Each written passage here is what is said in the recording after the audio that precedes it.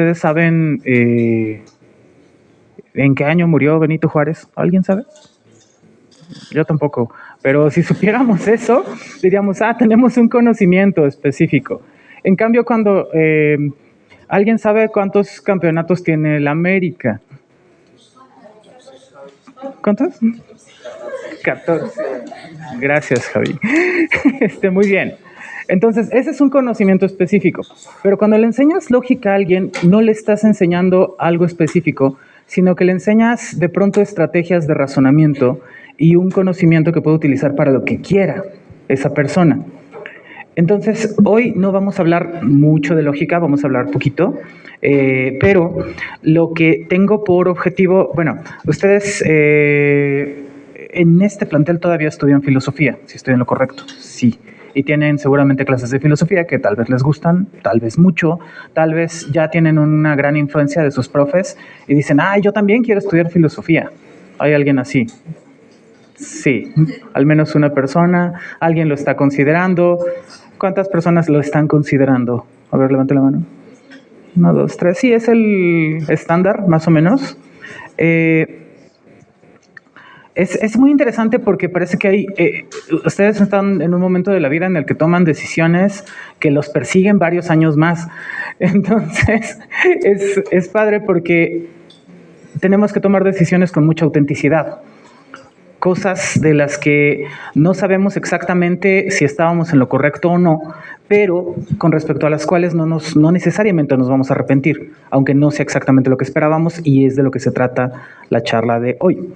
Entonces, versión corta de todo lo que acabo de decir, no vamos a hablar de lógica, pero sí de cosas que tienen que ver con lógica y con filosofía. Porque lo que me parece que tenemos que hacer, ya que hay el gran esfuerzo de mover a las personas que supuestamente nos hemos especializado en una disciplina, en un área o en una forma de divulgación, es que demos los mensajes que son importantes para las personas, a quienes les pueden ser útiles, que son ustedes. Entonces, por eso les agradezco mucho que estén aquí, les agradezco mucho la invitación. Y bueno, si tienen preguntas, dudas o cosas, pueden interrumpir en el momento que sea. Tenemos tiempo y es mucho mejor si lo hacemos de esa manera. Pues nada, comencemos, por favor. Oye, ¿me recuerdas tu nombre? Antonio, discúlpame. Gracias, Antonio. Ok, entonces, la primera pregunta parece algo simple. Las cosas en filosofía suelen ser así, al menos en lo más general. Parece que es algo simple y que todo el mundo debería saber, pero luego resulta que no es simple, no era para nada simple y nadie lo sabía en realidad. Entonces, primera pregunta, ¿qué significa ser inteligente? ¿Tienen alguna idea de cuándo decimos que alguien es inteligente? ¿No? ¿Cuándo sabe qué? Cuando sabe más que lo normal, cuando alguien tiene conocimiento. Sí. Ajá. Cuando puede analizar fácilmente. Cuando puede analizar fácilmente su... Tal vez como un problema. Un problema. Muy bien, excelente, sí. Entonces, saber cosas solemos asociarlo con ser inteligente. Resolver problemas se suele asociar con ser inteligente. ¿Alguna otra idea? ¿No? Crear ideas, ajá, como generar conceptos, ¿no? Ándale, eso, ¿por allá? Tener como capacidades más desarrolladas. ¿Capacidades más desarrolladas? ¿Como qué tipo de capacidad?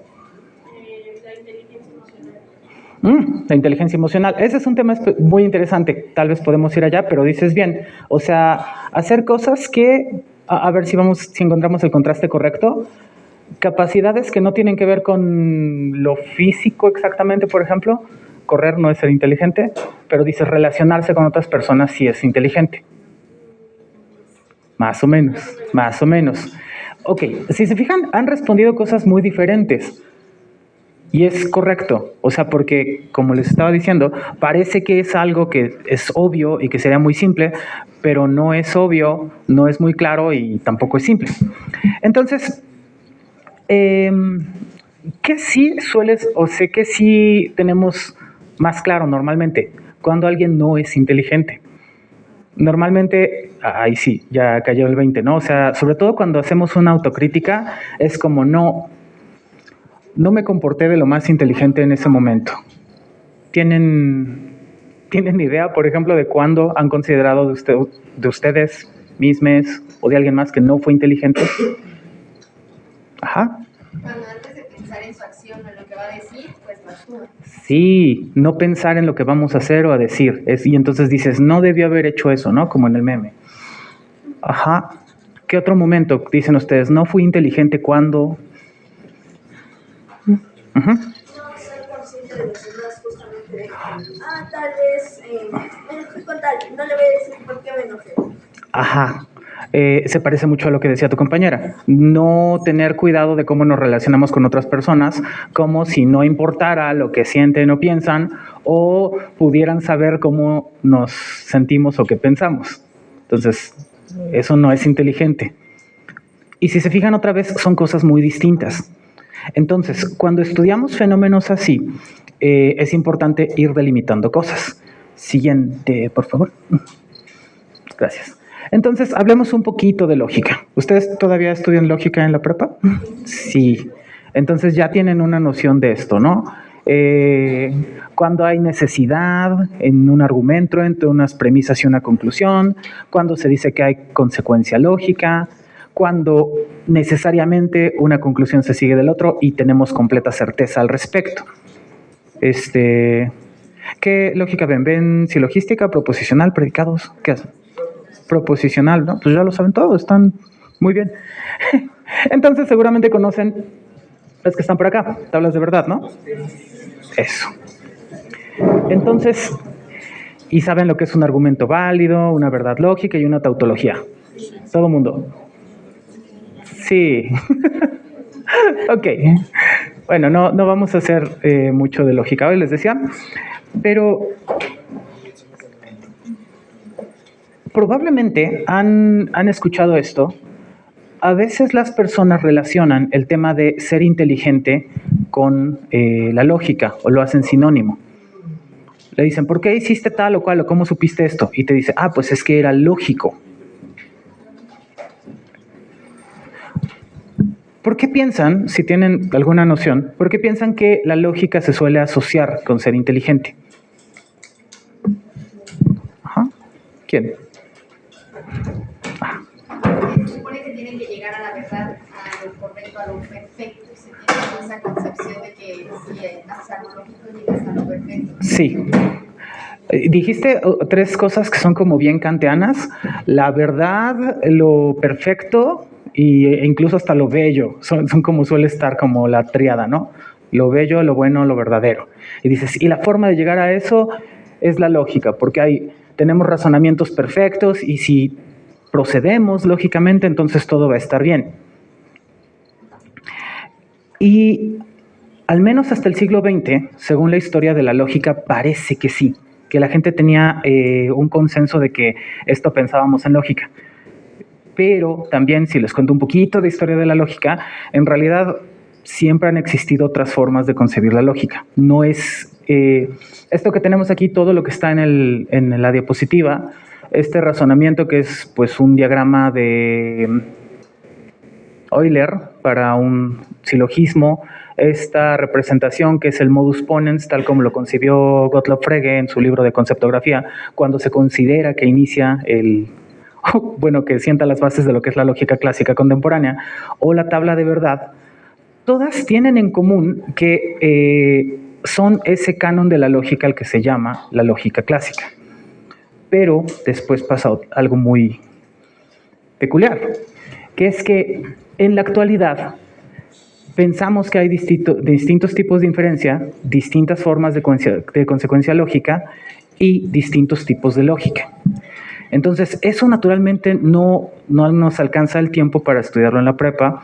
Eso lo estudias cuando entras mayormente en dos áreas.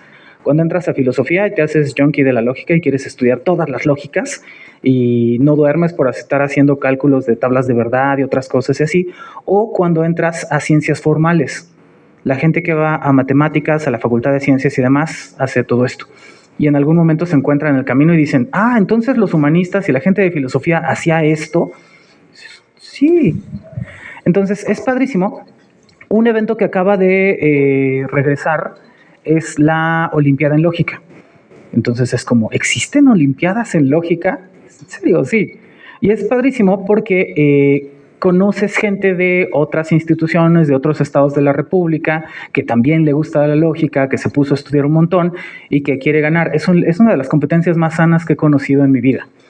Entonces, es padrísimo porque genera rivalidades que a la postre se vuelven amistades, que es como queremos hacerlo todo mejor en lógica y queremos hacer un examen mejor que el que hicimos el año pasado y ahora yo quiero entrenar a alguien para que gane la Olimpiada y cosas así. Entonces está padre. Si empiezo a hablar de Olimpiadas en Lógica me voy a emocionar mucho y me voy a dispersar, pero bueno, si quieren que hablemos de Olimpiadas en Lógica después me preguntan al final.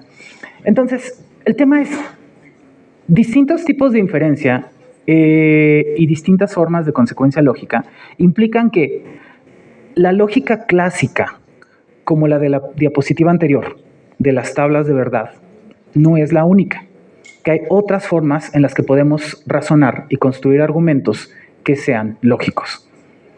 Y entonces eso es, o sea, de verdad, eso es inquietante. Eso es inquietante hasta para profesionales de la filosofía. Apenas el semestre pasado me encontré con un colega que apenas me encontré anoche, qué curioso, el doctor Martí Arena, se especializa en temas de filosofía clásica, y entraba yo al salón, porque teníamos sesión de trabajo, entonces me dice, Gabriel, ¿ya me vienes a sacar del salón? Y yo, claro que no, doctor, vengo a que hablemos de filosofía de las lógicas de Susan Haack. Y entonces me dice él, ¿cómo? ¿Hay más de una lógica? Y yo, hay muchísimas, doctor. Y él así, no puede ser. Porque hay gente a la que no le gusta mucho la lógica y pues por buenas razones tal vez, pero el punto es cómo, nada más para no poner esta diapositiva en ciego, en contraste con los argumentos deductivos, el silogismo clásico, ¿no? A implica B, B implica C, por lo tanto, A implica C, muchas gracias, perfecto.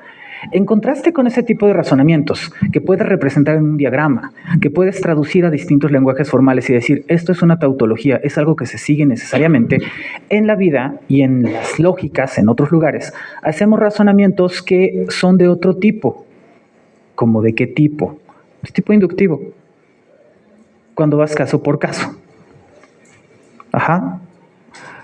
Y entonces pasa algo muy curioso para las personas que en algún momento, porque sí lo llegaron a pensar, consideraban que había una sola lógica, que es, no, las ciencias empíricas siempre han hecho razonamientos inductivos.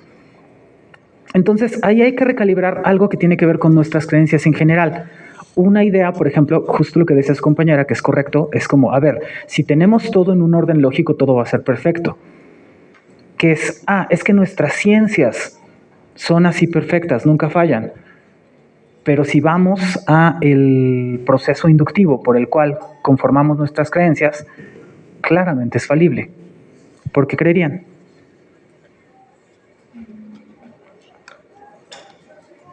No está fácil. Porque el conocimiento empírico se hace a partir de casos.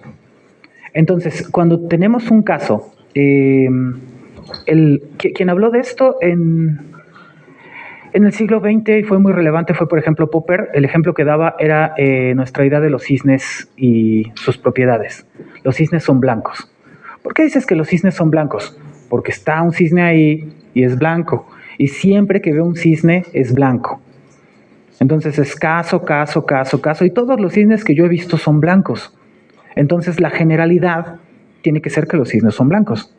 Hasta que resulta que te encuentras algo que se parece a un cisne, pero no es blanco, es negro.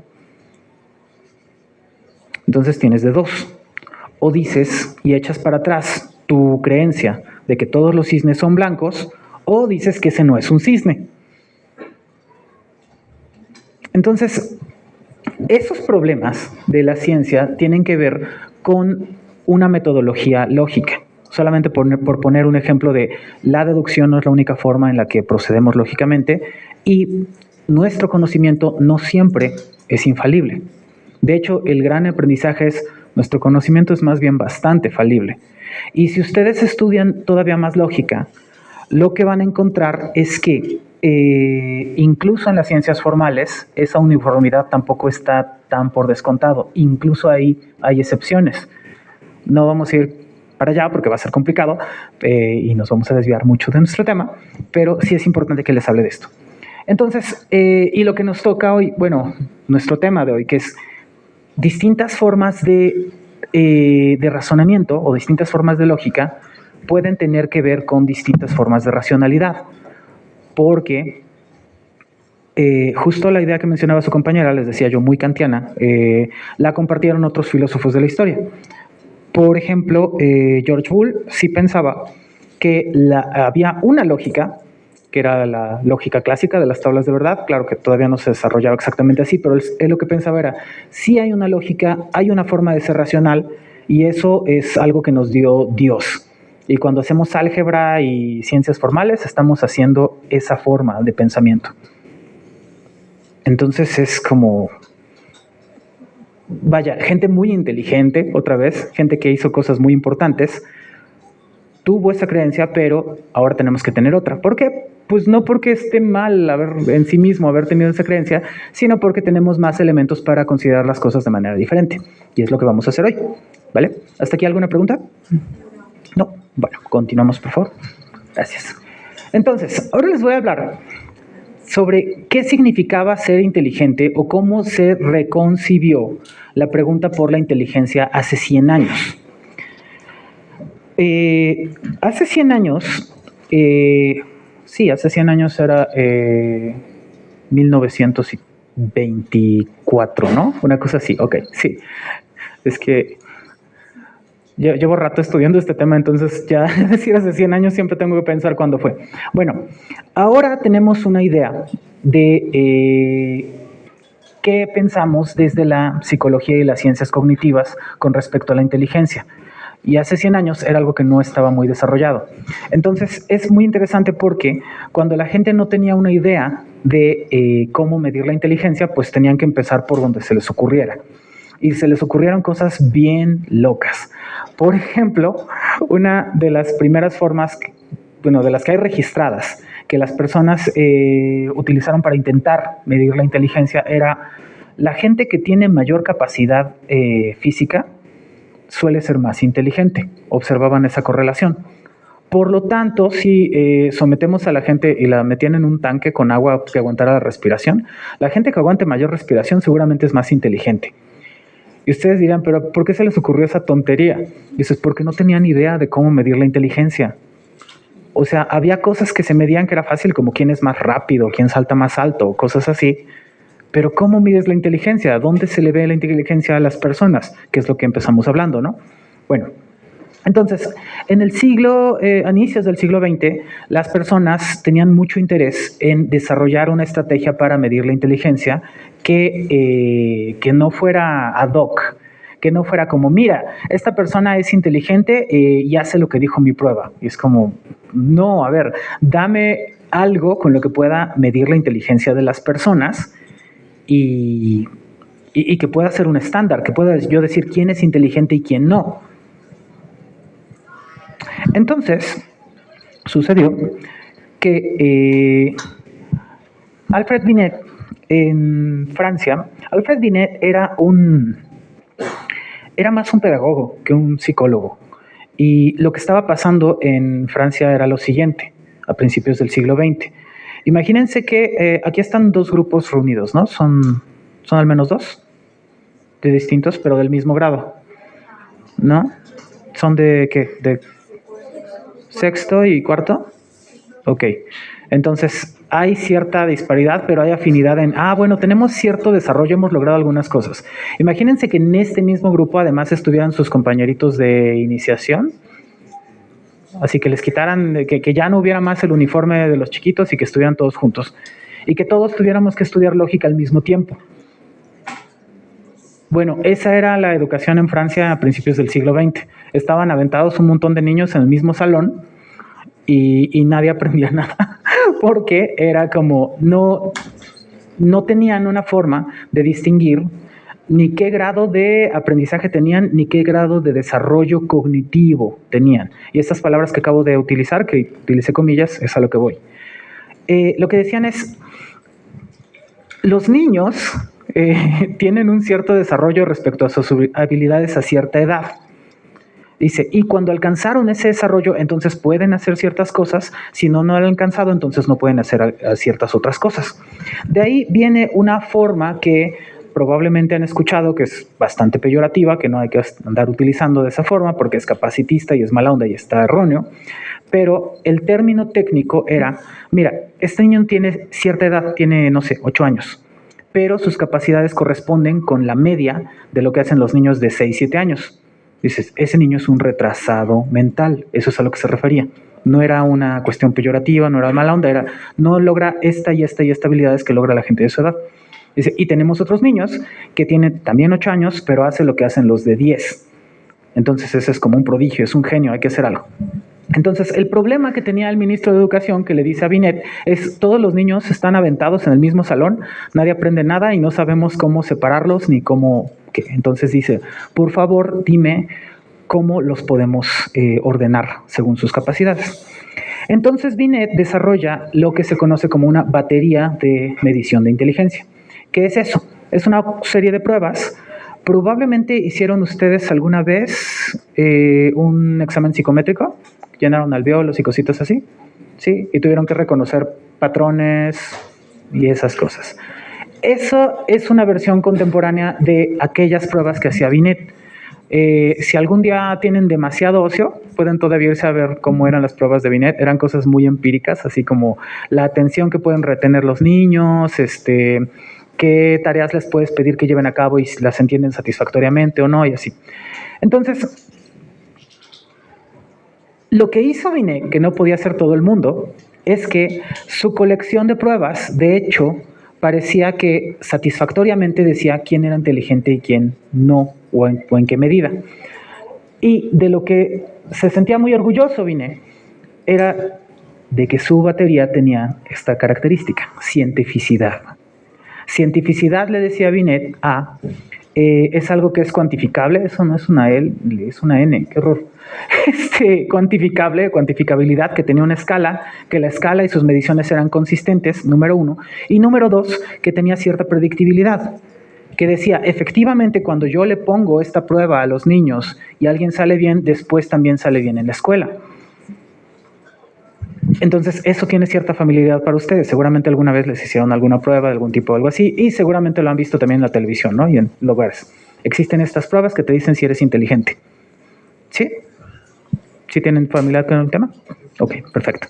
Entonces, vamos que esto se pone bueno.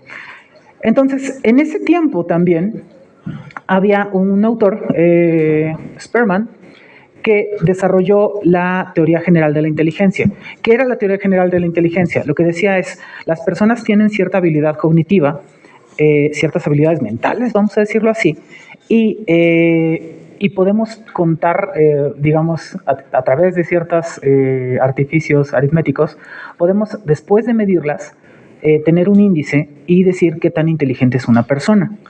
Ese es el origen de la noción de coeficiente intelectual, que es cuando ustedes dicen, yo sí tengo o no tengo ese IQ. Ajá. Entonces, esta teoría se desarrolla a través del siglo XX. Ok, bueno, está bien. Se desarrolla a través del siglo XX de la mano de la psicometría. Es decir, la gente sigue haciendo pruebas de medición de inteligencia y las asocian a la capacidad de medir el coeficiente intelectual. Y al público, a los gobiernos, les encanta la idea de que puedas medir cosas y que puedas decir, esta persona es inteligente y esta persona no. Eso tiene consecuencias de distintos órdenes. Ajá. Bueno, lo primero es que es muy, muy exitoso. Es cuando exactamente tiene auge, cuando empiezan a masificar la aplicación de pruebas para que la gente vaya a la Primera Guerra Mundial. Ese es su primer hit.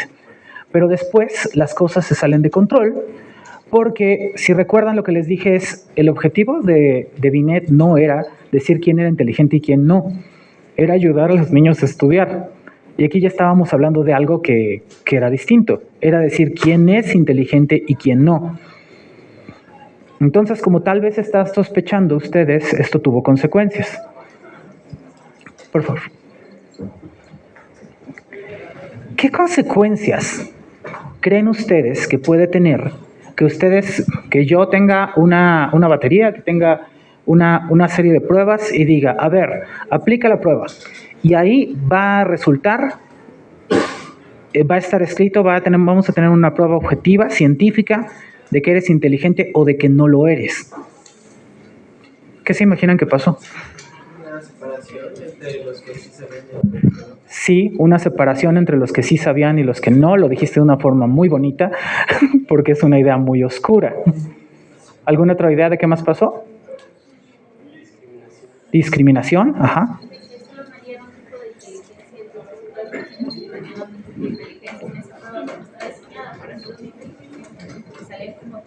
Exactamente.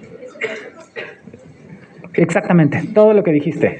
Que solamente, que la prueba medía un tipo específico de inteligencia y las personas que salían bien en la prueba pues eran inteligentes, pero los que no estaban en el contexto cultural, por ejemplo, o no era una prueba que les fuera afín, pues iban a salir como que no eran inteligentes y podrían ser discriminados, por ejemplo. Entonces es algo terrible, es algo que fue un problema. ¿Avanzamos? Porque las consecuencias que tiene son al menos de 3 tipos, al menos. Pensamos consecuencias antropológicas porque decimos, bueno, es que probablemente hay personas o grupos étnicos que son inteligentes y otros que no. Eso fue terrible y eso pasó. Éticas, porque hubo personas que dijeron, nosotros ya demostramos que somos inteligentes, por lo tanto somos mejores y debemos tener más derechos. Que tiene que ver con la siguiente, que es políticas, que es grupos de lo que se consideró incluso eugenesia, que dijeron, vamos a relacionarnos nada más entre nosotros porque somos inteligentes y hay que segregar a los que son tontos. Entonces, fue complicadísimo. Esto es por supuesto muy controversial. Lo que me gusta mucho de haber hecho el rastreo de qué es lo que pensaba Binet es que esto es algo que él quería evitar desde siempre. Decía, no es correcto.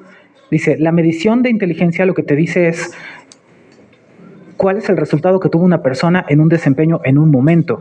Y lo que te dice es qué puedes reforzar para que mejore o dónde está fallando y dónde hay espacios de trabajo, una cosa así. Y lo que él pensaba era, lo que tenemos que hacer es una suerte de gimnasia mental para reforzar esos aspectos. Y en lo que insistía era, no es una sentencia de inaptitud para los niños. Pero fue lo que pasó. Entonces, eso es desafortunado, pero afortunadamente podemos seguir con el estudio de del mismo tema y decir, estas consecuencias no son necesarias, son muy arbitrarias y son equivocadas. Por favor. Porque sí, tal como lo dice su compañera, la primera pregunta es, ¿las pruebas de inteligencia miden todo el comportamiento inteligente? Eso, si hacemos un poquito de historia, nada más, ahora avanzando ya no a la primera mitad del siglo XX, sino toda la segunda e incluso la actualidad, este tipo de pruebas o la idea de la teoría general de la inteligencia asociada a las pruebas de psicometría siguen siendo algo con mucho auge. O sea, existe ahora mismo, mientras hablamos, y existe aquí en México, una asociación que se llama el Club Mensa. ¿Han escuchado hablar de eso? Irónicamente se llama Mensa. ¿Nunca han escuchado hablar de eso? Bueno, es un club al que para pertenecer al club tienes que entrar, tienes que ir y hacer una prueba de coeficiente intelectual. Si tu coeficiente intelectual no es suficientemente alto, entonces no eres elegible. Bueno, cada quien pone las reglas de su club, está bien, ¿no? Es muy socorrido y es muy usual, sobre todo en universidades estadounidenses, que tengas que presentar también evidencia de que tienes un coeficiente intelectual alto. Si no, pues no eres elegible o no tiene mucho sentido. Es decir, es algo que está sucediendo en la actualidad. La pregunta es, otra vez, ¿las pruebas de inteligencia miden todo el comportamiento inteligente o determinan una cosa u otra?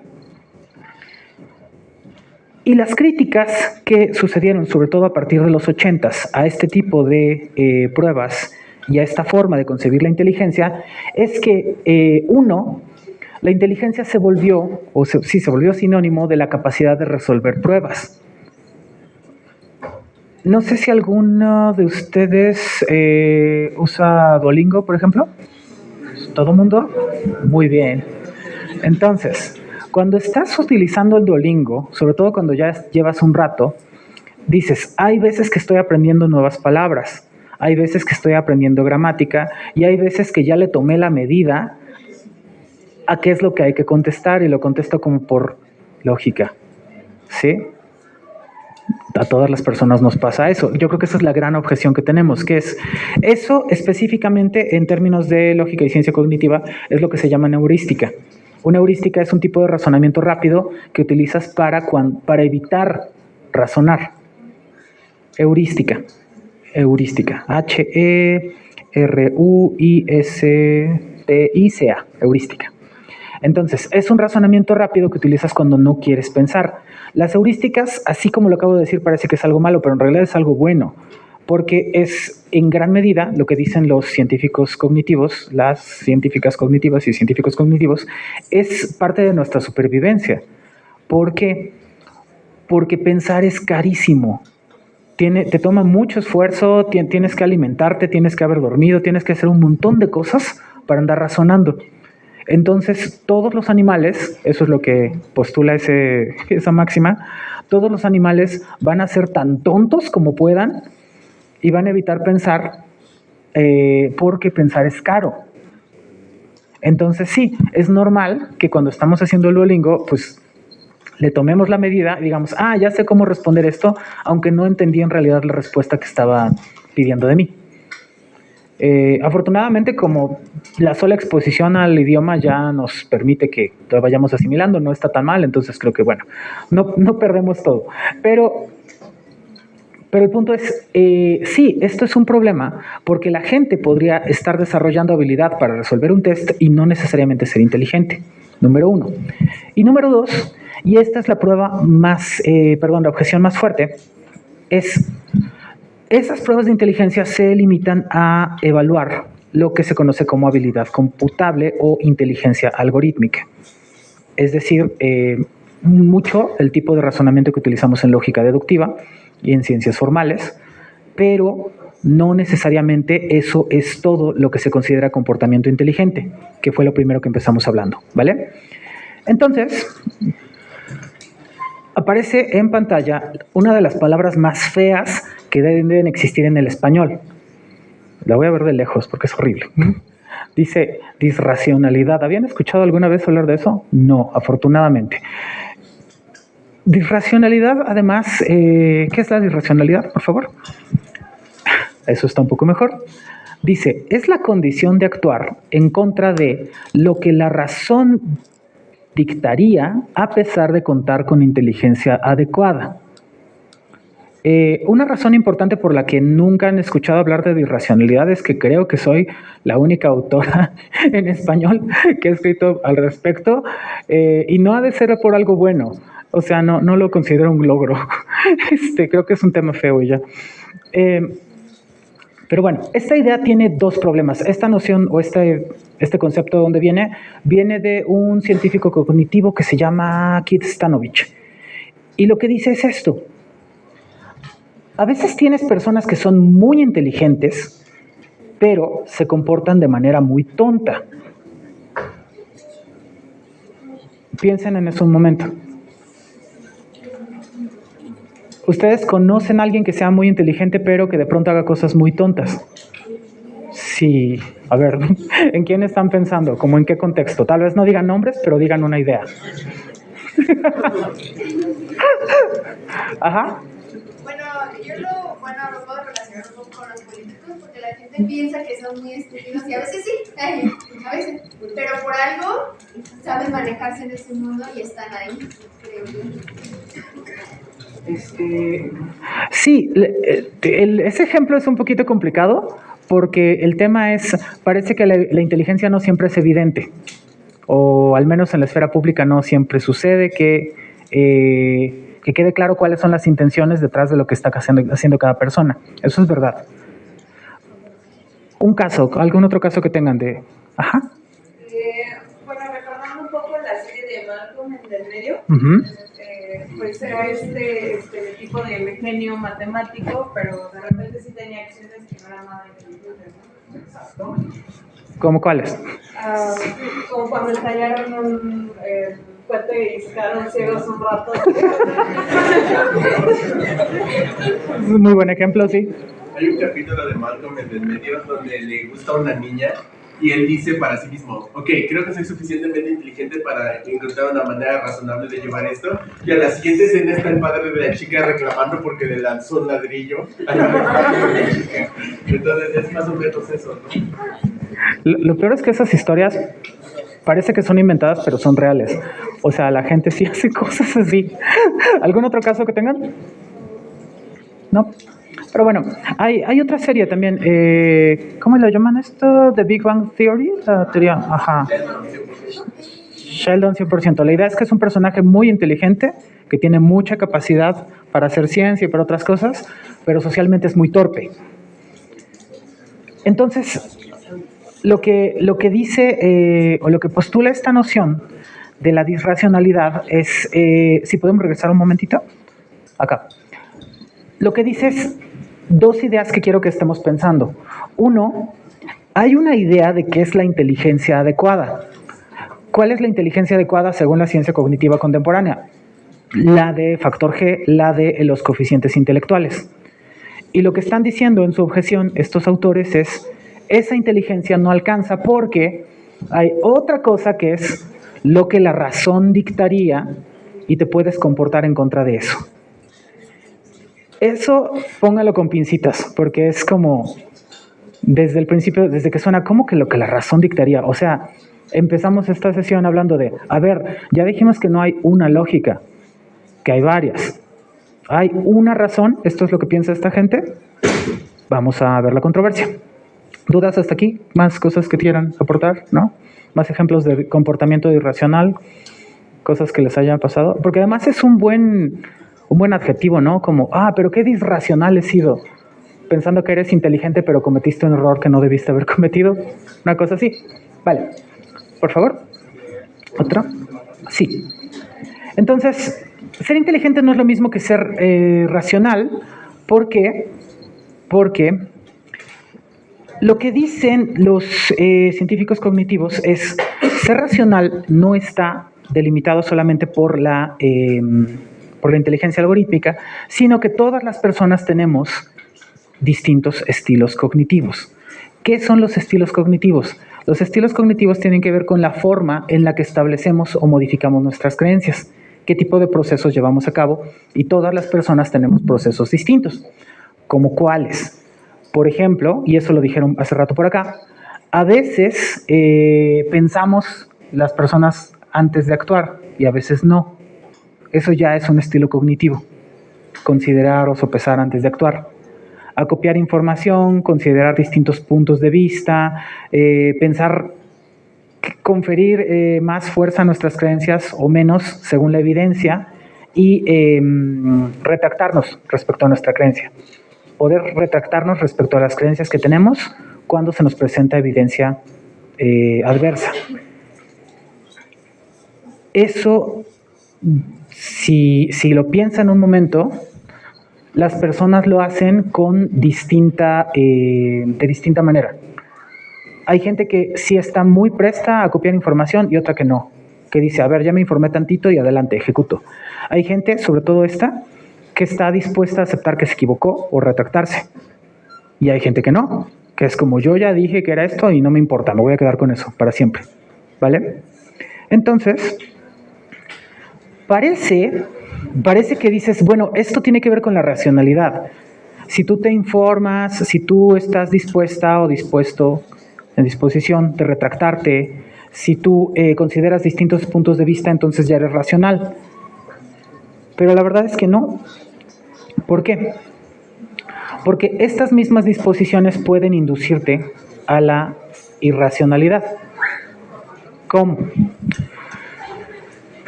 Muy sencillo. ¿Les ha pasado que ustedes están buscando, tienen que cambiar de celular? Y entonces empiezan a buscar información. Dices, ¿cuál es el mejor? ¿Cuál está más barato? ¿Cuál puedo conseguir más cerca? ¿Cuál me entregan más rápido? Si ustedes no dejan de buscar información, ¿cuántos días o cuántas semanas o cuántos meses creen que podrían estar buscando información nueva de nuevos celulares? Para siempre, ¿no? No se acabaría.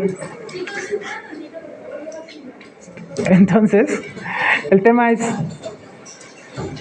esto por sí solo no te da la racionalidad. Y número uno. Y número dos, maximizar este tipo de conductas también te pueden inducir al comportamiento irracional. Dices, entonces, ¿qué hago? Por favor. Uno, tenemos una gran conclusión. Esta conclusión además está anclada a otro tema del que no podemos hablar hoy porque sería más extenso, que tiene que ver con la teoría de la decisión, de no hay una estrategia de razonamiento ni un algoritmo que nos digan cuál es el comportamiento racional. Y eso sí lo pensábamos antes, es decir, como disciplina, como gente que hacíamos lógica o filosofía, sí pensábamos, hay una forma correcta de pensar, y es no lo hay. Desde la perspectiva de las ciencias cognitivas, lo que estamos distinguiendo es, la inteligencia tiene que ver con la capacidad algorítmica y la racionalidad tiene que ver con los estilos cognitivos. Son cosas diferentes. Las dos son igualmente importantes, pero son diferentes. Y antes pensábamos que eran una misma cosa, ¿vale? Y la siguiente pregunta sería, ¿se puede medir la racionalidad así como medimos la inteligencia? Porque la medición de la inteligencia parece que es algo muy consolidado, que la gente está muy dispuesta a aceptar, que está dispuesta a utilizar en su vida cotidiana. Y lo que han respondido autores como Stanovich o Sternberg es sí, la racionalidad también se puede medir, pero ustedes muy pronto dirían, a ver, espérate, pero es que tendríamos el mismo problema que con la medición de la inteligencia. ¿Por qué? Porque si las pruebas de inteligencia, o bueno, en este caso de racionalidad, se hacen en un contexto angloparlante para una sociedad, en una población de ciertas características culturales, entonces quienes no compartan esas características va a resultar que no son racionales. Ese es el primer problema. Y el segundo, que es pues en realidad parte del mismo, es habría sesgos dentro del propio desarrollo de las baterías. ¿Por qué? Porque podría resultar que tienes gente que es racional según una medición de unas personas y no según otra. Entonces es muy complicado, pero este proyecto existe. O sea, hay gente que lo está intentando. En el caso de Stanovich, tal vez es el que más me desagrada, porque es justo la idea de, hay una idea de racionalidad universal, sí la piensa todavía. En el caso de Sternberg, no. Él lo que dice es, se parece más como una asesoría vocacional, que les digan, mira, tú tienes estas habilidades y lo harías bien en esta disciplina, se te facilita esto y tal, es muy distinto. Entonces, la pregunta del día es, ¿cuándo somos racionales? Y la respuesta es, somos racionales cuando establecemos o revisamos nuestras creencias atendiendo relevantemente a nuestro contexto. Cuando nos informamos en una medida adecuada para resolver un problema, por ejemplo, cuando calibramos nuestras creencias según la evidencia, cuando ejercemos distintos estilos cognitivos que respondan al problema que tenemos enfrente. Y esto tiene unas consecuencias, bueno, ahorita vienen más consecuencias, pero viene otra pregunta.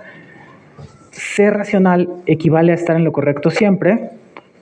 La respuesta es no, porque podemos darle un buen tratamiento a un problema y equivocarnos. Y eso no quita que nuestro proceso de informarnos, de relacionarnos con la información que obtuvimos, con nuestro entorno y con las personas, sea racional. Equivocarse no es sinónimo de ser irracional. Eso es muy importante tenerlo en mente. Y ahora sí, unas conclusiones. No hay una sola forma de racionalidad. Algo que es muy importante respecto no solamente a la lógica, que fue de lo que empecé hablando, sino respecto a todas las ciencias en general, es que Normalmente las ciencias pasan por un periodo donde se considera que hay un monismo, donde hay una sola forma de concebir esa disciplina, y luego dicen, no, tenemos que ser pluralistas porque tenemos que concebir más problemas respecto a nuestra disciplina. Pasa en lógica, pasa en historia, pasa en biología, en muchos lados, ¿no? En todas las ciencias formales. Entonces, esto es muy importante. Si no hay una sola lógica, y eso lo tenemos claro, deberíamos tener claro también que no hay una sola forma de racionalidad, número 1.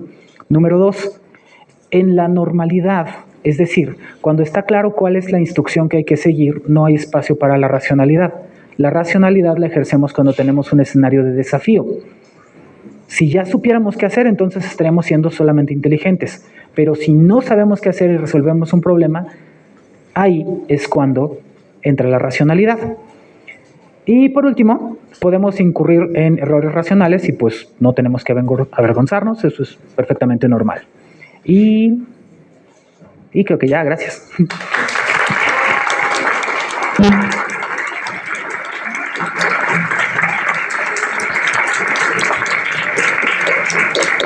Muchas gracias por ese cálido aplauso para la maestra Gabriel. Vamos a hacer entrega de su constancia. Por parte del Fondo de Cultura Económica, leamos La Ciencia para Todos, programa de fomento a la lectoescritura y a la divulgación de la ciencia. Entregamos esta constancia a Gabriel Ramos García por brindar la charla ¿Quién es racional y cuándo?, en el marco del ciclo de charlas de la ANP, Ciencia, Filosofía, Literatura y Arte para Todos, Ciudad de México, 20 de febrero de 2024. Les damos otro aplauso. Muchas gracias.